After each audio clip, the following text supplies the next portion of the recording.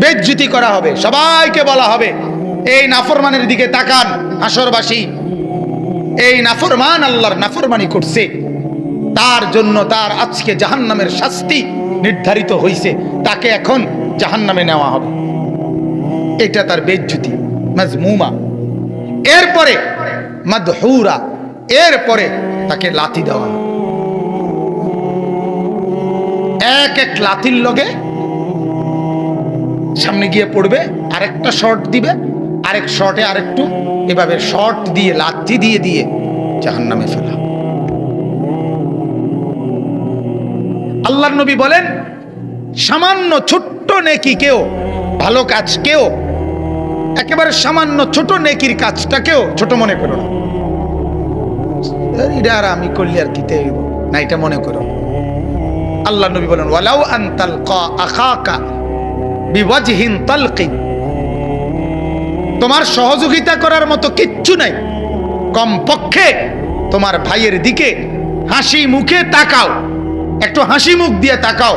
আল্লাহ নবী বলেন, এটার দ্বারাও তোমার আমল নামায় সাদাকার সওয়াব আসবে।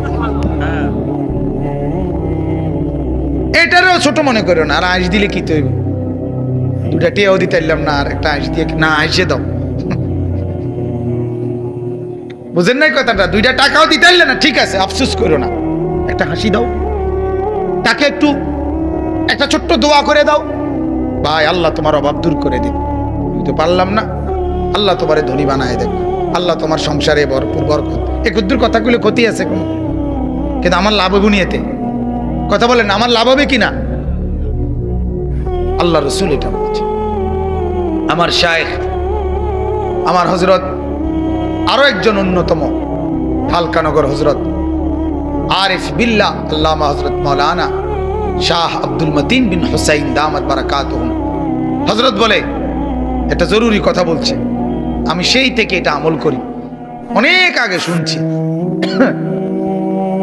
হযরত বলে যে আমরা, আমাদের কাছে বহু মানুষ, সচরাচর মানুষ আমাদের কাছে দোয়া চায়, আপনাদের কাছেও, চাচা পরীক্ষা দোয়া করেন, আমরা বলি আচ্ছা। কাকা বিদেশ যাই দোয়া করেন, আচ্ছা। এরম দোয়া চাইলে বহু আচ্ছা আমরা বলে রাখছি, ঠিক কিনা কোন? শত শত আচ্ছা জমা আছে। এখন প্রতিটা আচ্ছা একটা ওয়াদা, ওয়াদা না, আপনি না কইলেন আচ্ছা মানে দোয়া করবেন, কিন্তু আপনার সেই ওয়াদা মানে এই যে কইলেন আচ্ছা দোয়া করবেন, করছিলেন নি? তাইলে কত শত কত হাজার আচ্ছা আপনি জমা দিয়েছেন, আপনি সেই ওয়াদাগুলো তো খেলাফ করতেছেন, আপনি তো দোয়া করলেন না। এই জন্য হযরত বলে, ভাই যখনই কেউ দোয়া চায়, সাথে সাথে ছোট্ট করে হলেও দোয়া করে দেওয়া, দোয়া করেন, আল্লাহ কবুল করেন, আল্লাহ বরকত দেন, আল্লাহ কামিয়াব করেন, ফি আমানিল্লাহ, আল্লাহ সুস্থ করে দেন, আল্লাহ হেফাজত করেন, আল্লাহ রহমত দান করেন, এই কুদ্দুর কইয়া দেন।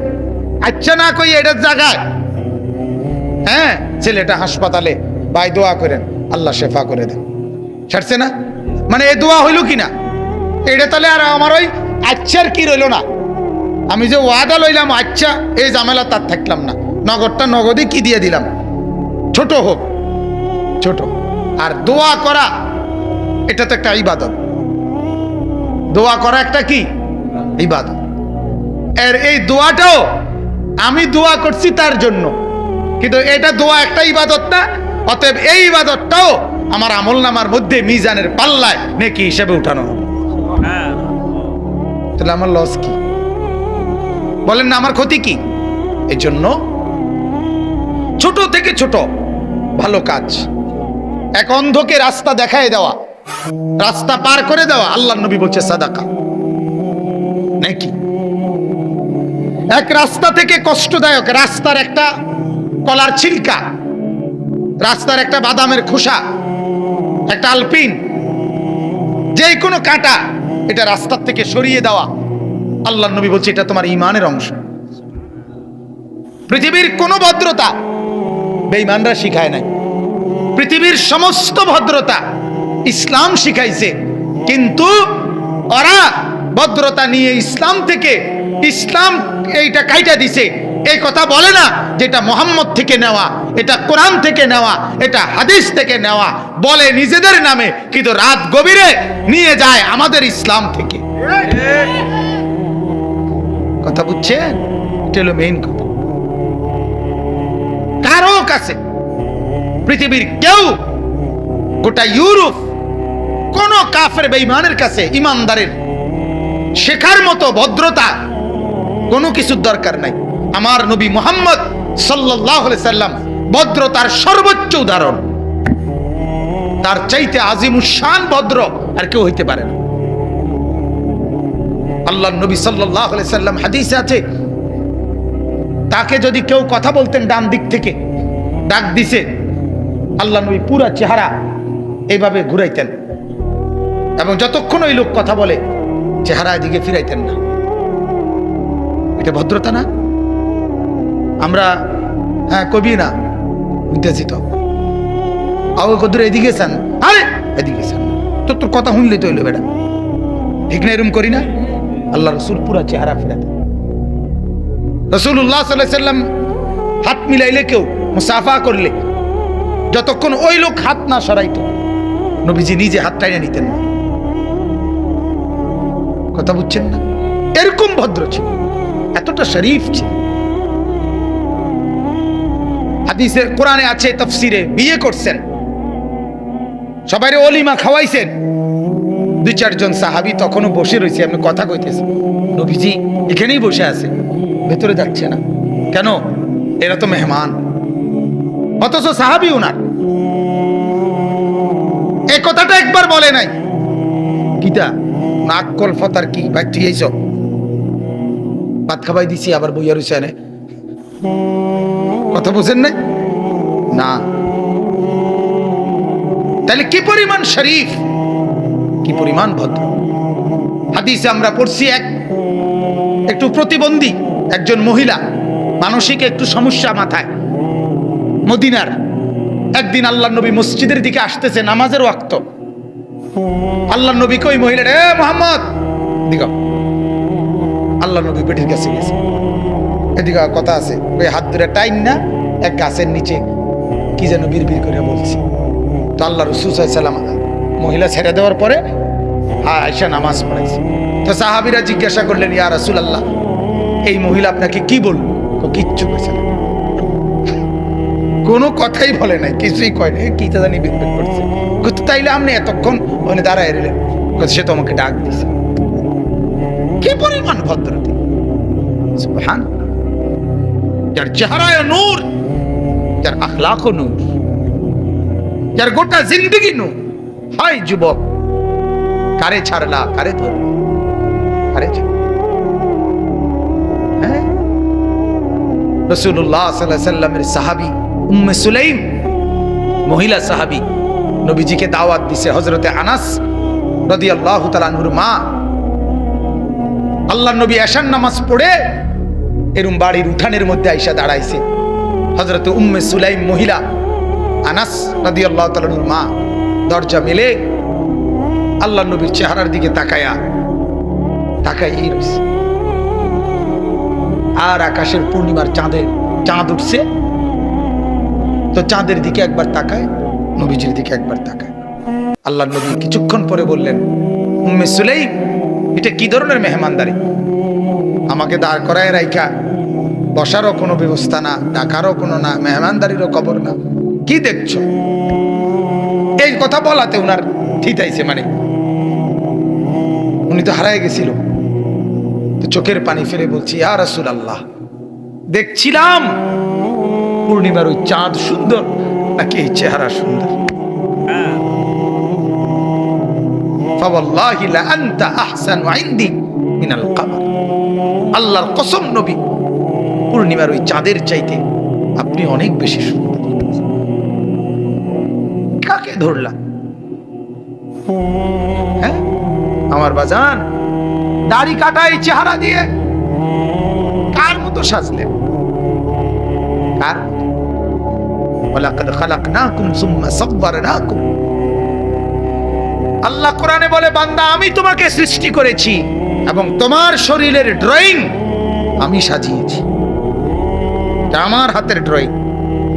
এই ড্রয়িং আমি করেছি। আল্লাহ বলেন আমি ড্রয়িং করেছি। এখানে নাক, দুই পাশে কান, এখানে দুইটা চোখ, এখানে ভ্রু, এখানে ঠোঁট,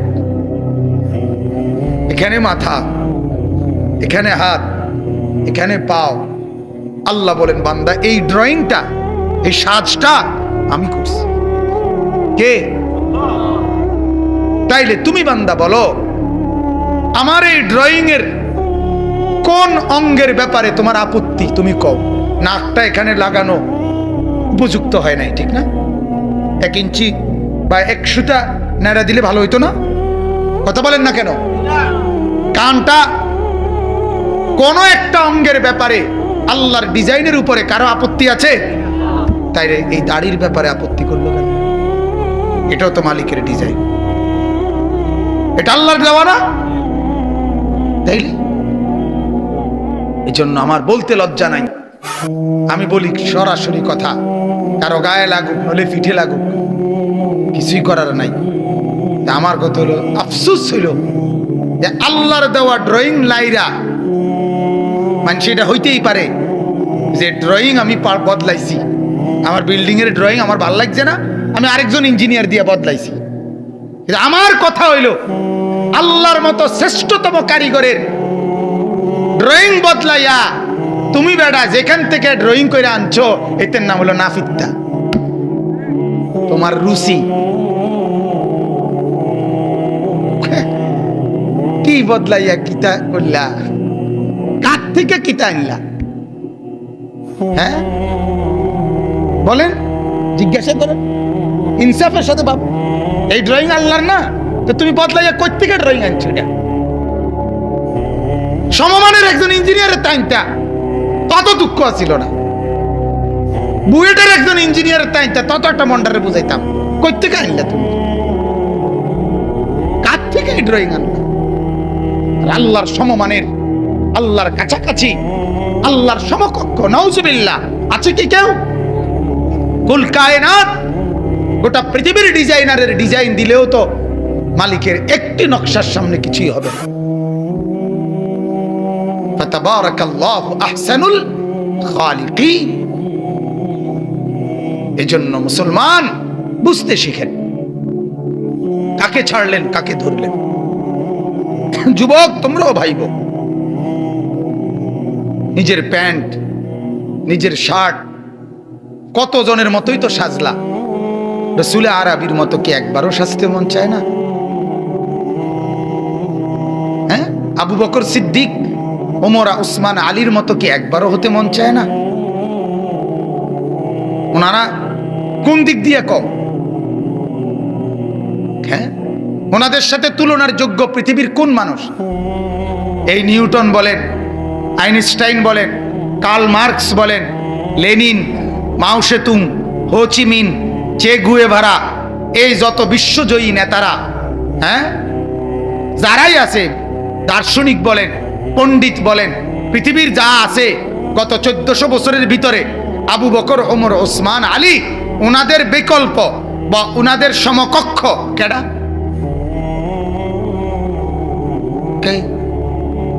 ওমরের মতো একটা বাদশাহ পৃথিবী দেখা, পৃথিবী দেখা। আমি ডক্টর আফম খালিদ হোসেন দামাত বারাকাতুহুম হযরতের বয়ানে শুনছি, চীনের প্রাচীরে লেখা আছে, এই মাও সেতুং বিপ্লবী সমাজতান্ত্রিক নেতা বলছিল, যেদিন আপনার সমাজতন্ত্রের বিজয় হয়েছিল সেদিন সে বলছিল, আজ আমাদের এই সোভিয়েত ইউনিয়নে ওমরের মতো যদি একজন মানুষ পেতাম তাহলে নিশ্চিন্তে তার হাতে ক্ষমতা তুলে দিতাম। কাফের, কাফের। তাইলে আমার বন্ধুরা, আমার বাপরা, এটা ভাবেন, নিজেদের মধ্যে নিজেই ফিকির করেন, সাজেন তো সুন্দরভাবে সাজেন, যার সাজ সবচেয়ে সুন্দর ওইটা খবর নেন, তার মতো নিজেকে বানান। চেহারা, সুরতে, চুলে, জামায়, পোশাকে নবী পাক সাল্লাল্লাহু আলাইহি সাল্লামের মতো হতে চেষ্টা করেন, সাহাবাদের মতো হতে চেষ্টা করেন, আউলিয়া বুজুর্গদের মতো হতে চেষ্টা করেন। ওনারা পৃথিবীতে অমর। আমার শায়েখ আল্লামা মুফতি মুশতাকুন নবী সাহেব বলে, জুনায়েদ বাগদাদি, ওনার নাম আজও আমরা জানি, ওনার আমলের বাগদাদের কোনো শাসকের নাম কেউ জানে না। বাইজিদ বুস্তামি, ওনার নাম আমরা জানি, কিন্তু ওনার আমলের বুস্তাম নগরীর সবচেয়ে ধনী কেডা কেউ জানে না। জানে? পয়সাওয়ালার নাম জানে? জানে না। বিল্ডিংওয়ালার নাম জানে? জানে। কত মজবুত বিল্ডিং! ওই যে এখন প্রত্নতত্ত্ব, অর্থাৎ সেটা মানুষের জাদুঘরে রূপান্তরিত। কত হাজার রাজার প্রাসাদ আছে না? ওই যে আমাদের কুমিল্লা কোটবাড়ি, বগুড়া মহাস্তনগড়, এরকম বিভিন্ন জায়গায়, ঢাকা লালবাগ আছে না, আগ্রার তাজমহল, সেই রাজপ্রাসাদগুলো দুকরে দুকরে চিৎকার করে বলতেছে যে দুনিয়া ধোকা, দুনিয়া ধোকা, দুনিয়া ধোকা। ওমাল হায়াতুদ দুনিয়া ইল্লা লাহবুন ওয়া লাইব। আল্লাহ বলে ধোকা, দুনিয়া তামাশা, তামাশা। পৃথিবীর কোন প্রতাপশালীর নাম গন্ধ পৃথিবীতে নাই। আল্লাহকে যে রাজি করছে, গোলামি করছে, তার নামই টিকে আছে। বলেন আলহামদুলিল্লাহ। নূহ নবীর নাম সেই কখন এখনো শ্রদ্ধার সাথে আমাদের কলিজায় আছে, ঠিক কি না বলে? আল্লাহ আমাদেরকে বুঝার তৌফিক দান করুন।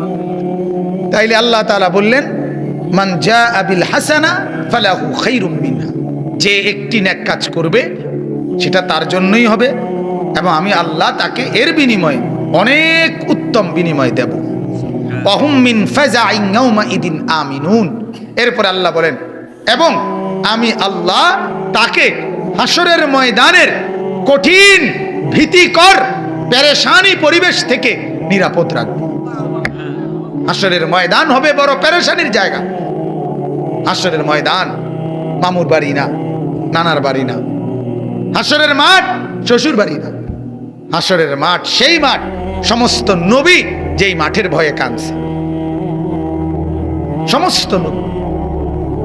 হাসরের মাঠ আমাদের নবী সাল্লাল্লাহু আলাইহি সাল্লাম পর্যন্ত 5 ওয়াক্ত নামাজের পরে নবীজি দোয়া করতেন, আল্লাহুম্মা হাসিবনি হিসাবান ইয়াসীরা। আল্লাহ, আমি মুহাম্মদের হিসাব সহজ করে দিই। নবীজি, নবীজি। অথচ নবীজি বলছে, হাসরের ময়দানে প্রথম সুপারিশ করব আমি।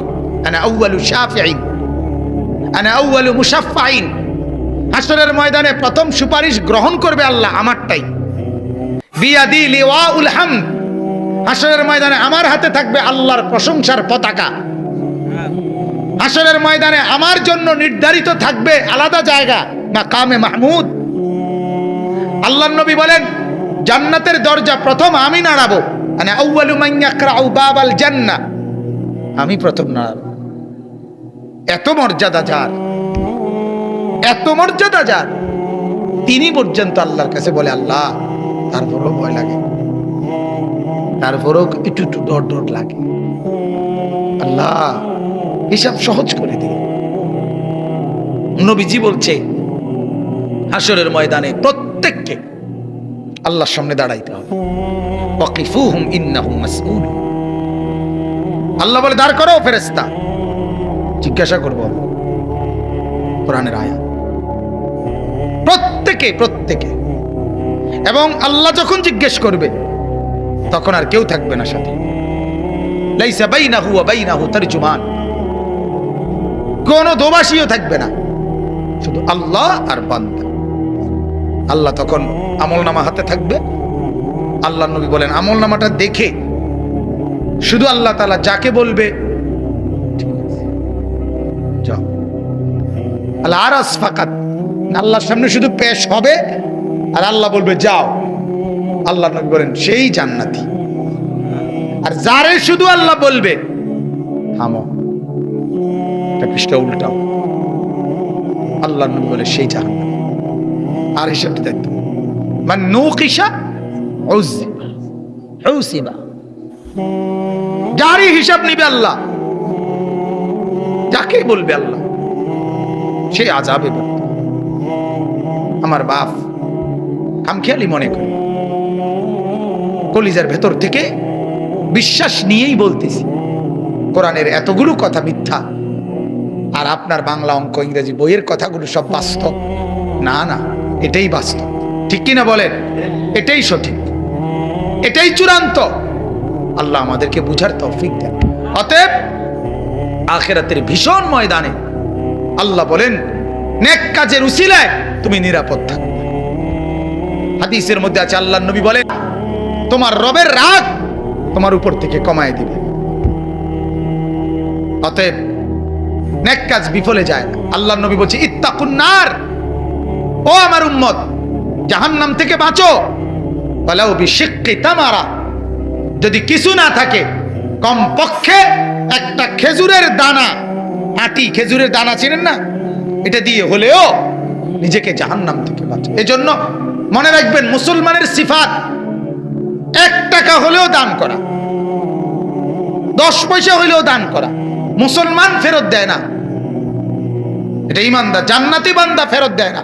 সিফাত হওয়া উচিত এটা, এটা আমার যেন গুণ হয়, গুণ। 10 টাকাই দিলাম, 5 টাকাই দিলাম, ফেরত দিলাম। এরপরে নবী বলছে আচ্ছা 1 টাকাও নাই, ফামান লাম ইয়াজিদ ফাবিকালিমাতিন তাইয়্যিবা, ওই যেটা বলছি আগে, যদি সেটাও না থাকে তো একটা ভালো কথা বলো, বুঝেন না? ভালো কথা, ওই যে বললাম একটা দোয়া করে দাও, আল্লাহ আপনারে বরকত দেখ, আল্লাহ আপনার অভাব দূর করে দিক, এরকম একটা কিছু বলো, তাইলেও লাভ হবে। কিন্তু মাফ করেন, আমরা ঢুকতে না ঢুকতেই কই মাফ কর, আসেন এই অভ্যাস আমাদের, এবং কপাল ভাঁজ করে ফেলে। হ্যাঁ, মাত্র খারাইয়ে ফেললাম না, এই হাত বিছে বিরক্ত, কপাল কি বিরক্তি। অথবা আসতেছে ওই হুজুরাই টেয়ার লাগিয়া, মসজিদের টেকে টেয়া চাইবেন, মাদ্রাসার লাগিয়া, এই জন্য এমনি ঘুরিয়া গেছে দিকে। ভাই কিতা কইতে লাগছিলেন, মানে উনি ব্যস্ত, কথা বুঝছেন না? আরেকটা হইলো একবারে এখান থেকে মানে পিঠ দিয়া একেবারে জায়গার থেকে গেছে হাইটটা দিকে, ওই যে আমি খুঁজবো, এই কারণে জায়গা থেকে সরে গেছে। আল্লাহ বলে এই 3টা আচরণ, কপাল ভাঁজ করা, এরম বাঁকা হইয়া আরেক দিকে ফিরে যাওয়া, জায়গার থেকে সরে যাওয়া, আমার রাস্তায় দান না করে এই 3টা আচরণ যে করবে, আল্লাহ তাআলা কিয়ামতের দিন তার সম্পত্তিগুলোকে আটার কাই বানাইয়া এরকম গোল আগুনে পুড়াইয়া এই 3 জায়গায় দাগ লাগানো, ইয়াউমা ইউহমা আলাইহা ফি নারি জাহান্নাম ফাতুকওয়া বিহা জিবাহুহুম ওয়া জুনুবুহুম ওয়া যুহুরুহুম, পিঠে, কোমরে, কপালে। হাদা মা কানাসতুম লিআনফুসিকুম, আল্লাহ বলবে এগুলো হলো সেই সম্পদ যেগুলো জমা করে রাখছো, দেও নাই, এজন্য দান করবেন। আপনাদের মহল্লায় মাদ্রাসা হামিউস সুন্নাহ নামে চালু করা হয়েছে, আপনারা সন্তানও দিবেন, সহযোগিতাও করবেন, বলেন ইনশাআল্লাহ। 10 জন বাচ্চা পড়ুক, কোনো অসুবিধা নেই, 20 জন বাচ্চাই পড়ুক, এত মাদ্রাসা দিয়ে কি দরকার, এত সাদওয়ান দিয়ে কি দরকার, কথা বলেন না। একটা 1000 লিটারের গাজি টাঙ্কি কিনা লাইলে এটার মধ্যে যদি চা বানাই এলায়, কথা বোঝেন না, তাইলে তো একবার সুবিধা না, বড় আসে আপনার আরো কম বানাইতো। 1000 লিটার চাই একটা কি বানাই নিলে গাজি টাঙ্কি, গ্রামের মাঝখানে থুয়ে দিলে, এবার যার যত দরকার চা বালতি দিয়া, জগ দিয়া, মগ দিয়া না, এত এত ছোট ছোট কেটলি দিয়ে দিয়ে এত দোকানের এত এত চা দোকান কি দরকার, একটা বড় করিয়া গাজি টাঙ্কি বানাইল না, কথা বলেন না কেন? এত মুদি দোকান, মূলা তরকারি বেটা তোরা এতজনে লইয়া বইছত কা, একজনের কাছে টাল দিয়ে তুলে যেতে পারো। ফুলকপি কা এতজনে বাজারে লইয়া বলি বেটা, এক জায়গাতে ফুলকপি সবই টাল 10 টাকা, এতজনে বেতন দরকার কি? না, আল্লাহ তাআলা বান্দা, আল্লাহর বান্দারা, দুনিয়ার এসব ব্যাপারে তো আপনাদের কোনো প্রশ্ন হয় না, এটার ব্যাপারে প্রশ্ন আসে কেন? এটা শয়তানের ওয়াসওয়াসা। এত মসজিদ কেন, এত মাদ্রাসা কেন, এত ওয়াজ মাহফিল কেন? আরে আল্লাহর কসম, একদিনে একটা মহল্লার মধ্যে 24 ঘন্টাতে টেলিভিশন, নাটক, মোবাইল, এই অস্থিরতা যেই পরিমাণ হয়, সেটার বিনিময়ে 24 ঘন্টা না 24,000 ঘন্টা যদি কোরআনের আওয়াজ হইতো, তারপরেও ওই গুনার ঘাটতি হবে না, গুনার সম পরিমাণ হবে। আল্লাহর কথা, গুনাহের একটা সমাজে একদিনে যে পরিমাণ নাফরমানি হয়, তার লক্ষ ভাগের, কোটি ভাগের 1% নেকের কথা হয় না, এখনো হয় না। একটা খবর একদিনে, একদিনের খবর একটা 3 দিন কয়, ঠিক না? প্রত্যেক বেলা কয়, প্রতি ঘন্টায় ঘন্টায় কয়। এই যে ময়মনসিংহে একটা সিএনজি কাটিয়ে গেছে, হ্যাঁ, আপনার একটা বাস খালের থেকে পানি উঠে গেছে, মানে রোডে উঠে পড়ছে। এই কথাইটা মনে করেন কইল, এই যে কথাইটা 10টা 11টা 12টা 1টা 2টা কইতে আছে, ঘন্টার পর ঘন্টা, ঘন্টার পর ঘন্টা। গতকালকের খবর আজকে আবার কয়। আচ্ছা, ময়মনসিংহের এই ঘটনাটা এত হাজারবার বলার, আপনি শুধু এক চ্যানেলে, এবার চ্যানেল যদি হয় 70টা, তো 70টার মধ্যে প্রত্যেক ঘন্টা বললে, তাহলে আপনি এবারে 70 × 24 পূরণ দেন, কতবার বলা হলো? কথা বুঝেন নাই আপনি? তাহলে এই খবর, সিএনজি কাটিয়ে যাওয়ার খবর, এটা যদি এতবার শোনা উচিত হয়, তাহলে আপনার সন্তান জাহান্নামে চলে যাচ্ছে, এই কথাইটা তো 1 কোটি বার বলা উচিত, 1 লক্ষ বার বলা উচিত। এই জন্য বাজান, নিজেদের মধ্যে ফিকির রাখবেন, আল্লাহর কথা, কোরআনের কথা, আখিরাতের কথা আরো বেশি হওয়া দরকার, ঠিক কি না বলেন? এই জন্য মসজিদ, মাদ্রাসা, মক্তব, আজকে আমরা আমাদের সমাজ থেকে মক্তব তুলে দিছি। এখন মাইকে কোন লাগে, অভিভাবকদেরকে অনুরোধ করতেছি, আপনারা আপনাদের বাচ্চাদেরকে মক্তবে পাঠান। যারে অনুরোধ করে হুজুরে, অভিভাবক তা হাসে, কারণ অভিভাবক তো জানে আমি তো ঘুমে। কথা বুঝেন নাই? অভিভাবকই তো বেহোয়াদের, অভিভাবকের তো অজু নাই, পুঁতে গোসল করবো কি? কথা বুঝছেন? আমার তো অভিজ্ঞতা এটা। আমার মাদ্রাসাতে ছোট ছোট বাচ্চা, যেগুলো ফজরের পরে আইসা দেওয়ার কথা, নুরানির বাচ্চা, আপনার অনেক বাচ্চারে জিজ্ঞাসা করছি, দেরি হয় কা, তুমি আরো আগে উঠতে পারো না? হেতের ডাইরেক্ট কথা, বহু বাচ্চার কথা। ছোট বাচ্চা তো আর মিশা কথা কয় না, বাচ্চা মানুষ, আম্মু তো ওঠে না, আব্বু তো ওঠে না। হ্যাঁ, তাইলে যে ঘরের মা বাপ নাফরমান, বেনামাজি, সে ঘরে আখিরাত আসবে কোথা থেকে? আল্লাহ আমাদেরকে মাফ করে দেন। অতএব আমি মূলত এই আয়াতটাই এজন্য আপনাদেরকে বিস্তারিত বললাম। আল্লাহ তাআলা আমাদেরকে আমল করার তৌফিক দান করুন। দ্বিতীয় আয়াতটার শুধু তর্জমা বলি, ওমান জাআ বিসাইয়্যিআ, এইবার এর উল্টো আল্লাহ বলেন, যে একটা গুনাহ করবা, কয়টা?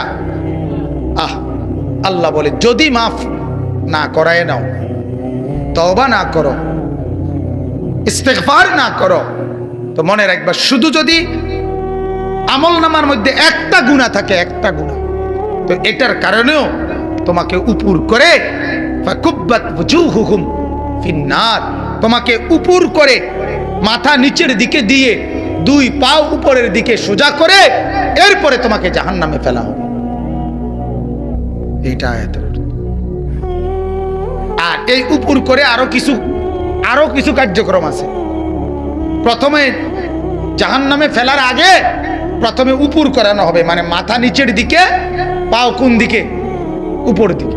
এরপরে বান দেওয়া হবে, ফাগুল্লুহু, আল্লাহ বলেন বান দাও, ফেরেশতাদেরকে বলবে এটা শক্ত করে বান দাও।